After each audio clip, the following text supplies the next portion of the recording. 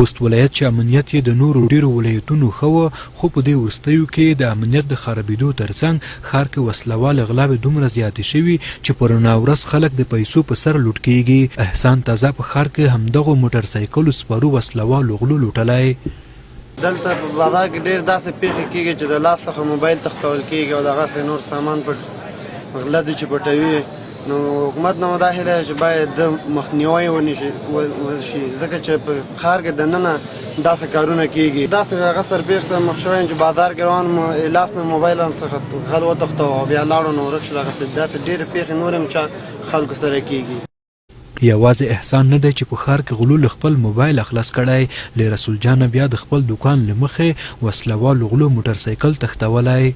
د څو ورځې مخکې مو دلته موټرسایکل ورک شو، د هغه ځای کې مې درولی و موټرسایکل ورک شو. هغې نه وروسته مې بیا ډېره هڅه وکړه تر څو دغه موټرسایکل پیدا کړم، خو پیدا مې نه کړو. دولت نه مو غوښتنه راغله تر څو د دا رقم پیښو مخه ونیسي.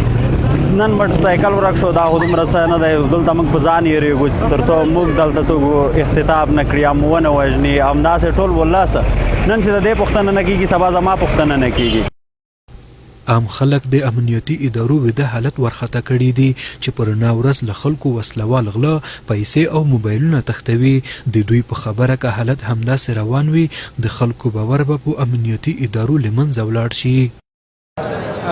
نن سبا وخت کې خوست ښار کې چې دي هغه غله زیات شوي دي. هغه یوازې دا غله نه دي چې یو موټر وتښتوي بل څه وتښتوي، هغه د جوب غله دي، جوبونه هم وایي او خلک نه د قانونه سامان هم تښتوي. دولت باید دغه مخه ونیسي. که دغه مخه ونه نیوه نو داسې نه وي خدای نخواسته چې دا غله نور هم غشي ځانونه محکم کړي او ډېر کارونه وکړي.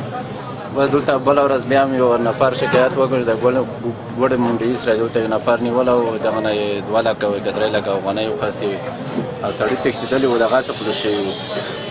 نو حکومت نه دا مې غوښتنه ده چې په دا باندې جدي غور وکړي او وګرځي، باید په زور امنیت ونیسي. ومو غوښتل چې په دې اړه د امنیه قومندانۍ نظر له ځانه سره ولرو، خو له پوره هڅو وروسته هم د امنیه قومندان د ویډیو کلیپ په اخیستلو بریالي نه شو. خو د امنیه قومندانۍ مطبوعاتي څانګې زموږ د پوښتنې ځواب په لیکلي شکل د رسنیو ګروپ کې لیکلی. له دې وړاندې هم په وار وار خلکو په ښار کې د وسلوالو غلاو زیاتېدو جدي ستونزه په ټولنیزو رسنیو کې راپورته کړه، خو تر اوسه یې کومه مثبته پایله له ځانه سره نه درلوده.